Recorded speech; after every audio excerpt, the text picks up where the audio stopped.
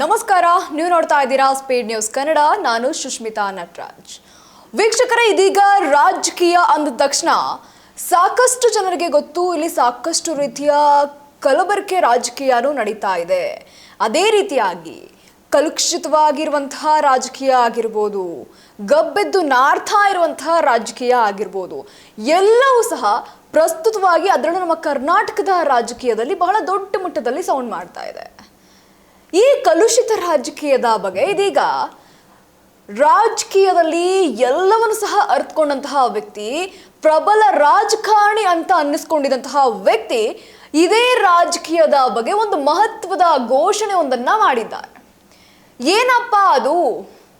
ಮುಂಬರುವಂತಹ ಚುನಾವಣೆ ಅಂತ ಏನಿದೆಯಲ್ಲ, ಈ 2028ರ ಮಹತ್ವದ ಚುನಾವಣೆ ಏನಿದೆಯಲ್ಲ, ಈ ಚುನಾವಣೆಯಲ್ಲಿ ಅವರು ಸ್ಪರ್ಧೆ ಮಾಡ್ತಾರಾ ಮಾಡಲ್ವಾ ಅನ್ನೋಂಥದ್ದು ಎಲ್ಲರಿಗೂ ಸಹ ಬಹಳ ಕುತೂಹಲವನ್ನ ಉಂಟು ಮಾಡಿದಂತಹ ವಿಚಾರ. ಎಸ್, ಮಾಜಿ ಸಿಎಂ ಸಿದ್ದರಾಮಯ್ಯ ಅವರು ಕಾಂಗ್ರೆಸ್ನ ಒಬ್ಬ ಪ್ರಬಲ ರಾಜಕಾರಣಿ ಅಂತಾನೆ ಹೇಳ್ಬೋದು. ಇದೇ ಪ್ರಬಲ ರಾಜಕಾರಣಿ ಇದೀಗ ಮಾಜಿ ಸಿಎಂ ಆಗಿರುವಂತಹ ಸಿದ್ದರಾಮಯ್ಯನವರು ಈ ಒಂದು ಬಿಗ್ ಅಪ್ಡೇಟ್ ಏನು ಕೊಟ್ಟಿದ್ದಾರಲ್ಲ, ಈ ಅಪ್ಡೇಟ್ನ ನೋಡಿದ್ರೆ ನಿಜವಾಗ್ಲೂ ಶಾಕ್ ಆಗ್ತೀರಾ. ಯಾಕೆ ಅಂತ ಅಂದರೆ, 2028ರ ಚುನಾವಣೆಯಲ್ಲಿ ಸಿದ್ದರಾಮಯ್ಯನವರು ಸ್ಪರ್ಧೆ ಮಾಡ್ತಾರಾ ಮಾಡಲ್ವಾ ಅನ್ನೋದು ಇಲ್ಲಿ ದೊಡ್ಡ ಪ್ರಶ್ನೆ ಆಗುತ್ತೆ. ಯಾಕೆ ಅಂತ ಅಂದರೆ, KR-ಪೇಟೆಯ ಕಾರ್ಯಕ್ರಮದಲ್ಲಿ ಮಾತನಾಡಿದಂತಹ ಸಿದ್ದರಾಮಯ್ಯ ಅವರು ರಾಜಕೀಯ ಬೆಳವಣಿಗೆಗಳ ಕುರಿತು ಇದೀಗ ಸಿದ್ದರಾಮಯ್ಯ ಅವರು ಒಂದು ಬೇಸರವಾದಂತಹ ಮಾತನ್ನ ವ್ಯಕ್ತಪಡಿಸಿದ್ದು, ಮತ್ತೆ ಚುನಾವಣೆಯಲ್ಲಿ ಸ್ಪರ್ಧೆ ಮಾಡೋದಿಲ್ಲ ಅಂತ ಇದೀಗ ಘಂಟಾಘೋಷವಾಗಿ ಘೋಷಣೆಯನ್ನ ಮಾಡಿರುವಂಥದ್ದು. ಹೌದು, 2028ರ ಚುನಾವಣೆಯಲ್ಲಿ ಸ್ಪರ್ಧೆ ಮಾಡಲ್ಲ ಅಂತ ಇದೀಗ ಮಂಡ್ಯದ KR-ಪೇಟೆಯಲ್ಲಿ ಸಿದ್ದರಾಮಯ್ಯ ಅವರು ಘೋಷಣೆಯನ್ನ ಮಾಡಿದ್ದು, ಇತ್ತೀಚಿನ ರಾಜಕೀಯ ಬೆಳವಣಿಗೆಗಳ ಕುರಿತು ಸಿದ್ದರಾಮಯ್ಯ ಅವರು ಬೇಸರವನ್ನ ವ್ಯಕ್ತಪಡಿಸಿರುವಂಥದ್ದು.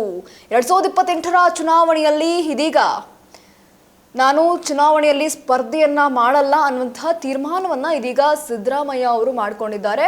ಇನ್ನು KR-ಪೇಟೆಯ ರಾಜಕೀಯ ಕ್ಷೇತ್ರ ಇವತ್ತಿನ ದಿನಕ್ಕೆ ಎಷ್ಟರ ಮಟ್ಟಿಗೆ ಕಲುಷಿತಗೊಂಡಿದೆ ಅಂತ ಅಂದರೆ, ಅಷ್ಟರ ಮಟ್ಟಿಗೆ ಕಲುಷಿತಗೊಂಡಿದೆ. 2028ರ ವಿಧಾನಸಭಾ ಚುನಾವಣೆಯಲ್ಲಿ ನಾನು ಸ್ಪರ್ಧಿಸೋದಿಲ್ಲ ಅಂತ ಇದೀಗ ಸಕ್ರಿಯವಾಗಿ ಹೇಳ್ಕೊಂಡಿರುವಂಥದ್ದು. ಆದರೆ ಈ ಸಕ್ರಿಯ ರಾಜಕಾರಣದಲ್ಲಿದ್ದು ಜನರ ಕಷ್ಟ ಸುಖಗಳಿಗೆ ಧ್ವನಿಯಾಗಿ ನಿಲ್ತೇನೆ ಅಂತ ಇದೀಗ ಮಾಜಿ ಮುಖ್ಯಮಂತ್ರಿ ಆದಂತಹ ಸಿದ್ದರಾಮಯ್ಯನವರು ತಿಳಿಸಿದ್ದಾರೆ.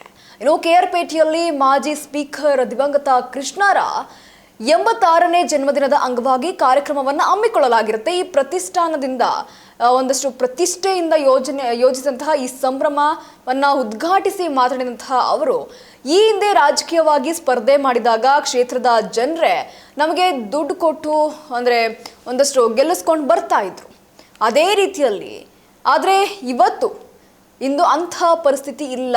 ಚುನಾವಣೆಯಲ್ಲಿ ಸ್ಪರ್ಧಿಸಿದ್ರೆ ನಾವು ಜನರಿಗೆ ದುಡ್ಡು ಕೊಡಬೇಕಾದಂತಹ ಕಾಲ ಬಂದಿದೆ. ಅಂದರೆ ಮೊದಲು ನಡೀತಾ ಇದ್ದಂತಹ ರಾಜಕೀಯವನ್ನು ನಾವು ಏನು ನೋಡೋದಾದರೆ, ಯಾವುದೇ ರೀತಿಯಲ್ಲೂ ಸಹ ದುಡ್ಡು ಕೊಟ್ಟು ಅಥವಾ ಇನ್ನೊಂದು ಕೊಟ್ಟು ಓಟ್ ಹಾಕ್ಸ್ಕೋಬೇಕು ಅನ್ನೋಂಥದ್ದು ಇರಲಿಲ್ಲ. ಅಂದರೆ ಇವಾಗಿನ ಇತ್ತೀಚೆಗಿನ ಮಾತಲ್ಲ, ಇದು ಬಹಳ ಹಿಂದಿನ ಮಾತು.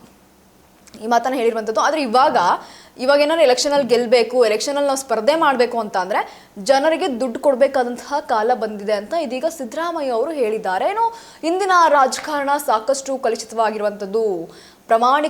ಪ್ರಾಮಾಣಿಕವಾಗಿ ಕೆಲಸ ಮಾಡುವಂಥವ್ರಿಗೆ ಅಥವಾ ಪ್ರಾಮಾಣಿಕವಾಗಿ ಎಲ್ಲವನ್ನು ಸಹ ಮುನ್ನಡೆಸ್ಕೊಂಡು ಹೋಗುವಂಥವ್ರಿಗೆ ಯಾವುದೇ ರೀತಿಯಲ್ಲೂ ಸಹ ಉಳಿಗಾಲ ಇಲ್ಲ ಅಂತ ಹೇಳಿದ್ದಾರೆ.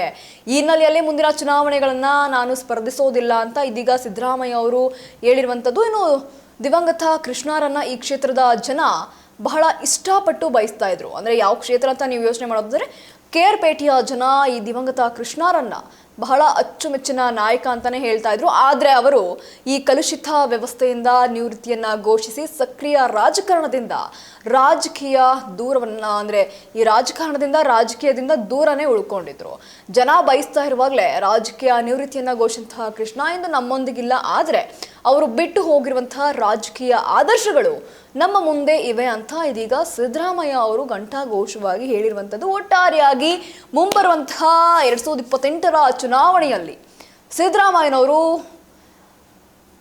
ಅಖಾಡಕ್ಕೆ ಇಳಿಯಲ್ವಾ ಅನ್ನುವಂಥ ಪ್ರಶ್ನೆ ಎಲ್ಲರಿಗೂ ಸಹ ಇತ್ತು. ಆದರೆ ಇದೀಗ KRಪೇಟೆಯಲ್ಲಿ ನಡೆದಿರುವಂತಹ ಒಂದು ಸಂಭ್ರಮದಲ್ಲಿ ಅಥವಾ ಹುಟ್ಟುಹಬ್ಬದ ಒಂದಷ್ಟು ವಿಶೇಷತೆಯ ಕಾರ್ಯಕ್ರಮದಲ್ಲಿ ಇದೀಗ ಸಿದ್ದರಾಮಯ್ಯ ಅವರು ಹೇಳಿರುವಂತೆ ನಾನು ಮುಂಬರುವಂತಹ ರಾಜಕೀಯದಲ್ಲಿ ನಾನು ಪಾಲ್ಗೊಳ್ಳೋದಿಲ್ಲ, ನಾನು ಯಾವುದೇ ರೀತಿಯಲ್ಲೂ ಸಹ ಸ್ಪರ್ಧೆಯನ್ನ ಮಾಡುವುದಿಲ್ಲ ಅಂತ ಇದೀಗ ಸಿದ್ದರಾಮಯ್ಯನವರು ಹೇಳಿದ್ದಾರೆ. ಹಾಗಾದ್ರೆ ಕೇವಲ ಸಕ್ರಿಯವಾಗಿ ಜನರ ಕಷ್ಟಕ್ಕೆ ಜನರ ಬೆನ್ನೆಲುಬಾಗಿ ಸಿದ್ದರಾಮಯ್ಯನವರು ನಿಂತ್ಕೊಳ್ತಾರಾ ಅಥವಾ ಬೇರೆ ಯಾವುದಾದ್ರೂ ಆದಿಯಲ್ಲಿ ಎಲ್ಲರಿಗೂ ಸಹ ಒಳ್ಳೆಯದನ್ನ ಮಾಡೋದಕ್ಕೆ ಮುಂದಾಗ್ತಾರಾ ಅಥವಾ ಇದರಿಂದ ಏನಾದ್ರು ಬೇರೆ ಪ್ಲಾನ್ ಇದೆಯಾ? ಇವೆಲ್ಲವನ್ನು ಸಹ ನೋಡಬೇಕಾಗಿರುವಂಥದ್ದು. ಒಟ್ಟಾರೆಯಾಗಿ ಮುಂಬರುವಂತಹ ಚುನಾವಣೆಯಲ್ಲಿ ಸಿದ್ದರಾಮಯ್ಯನವರು ಸ್ಪರ್ಧೆ ಮಾಡಬೇಕಾ ಮಾಡಬಾರ್ದಾ ಇವೆಲ್ಲವೂ ಸಹ ನಿಮಗೆ ಬಿಟ್ಟಿರೋದು.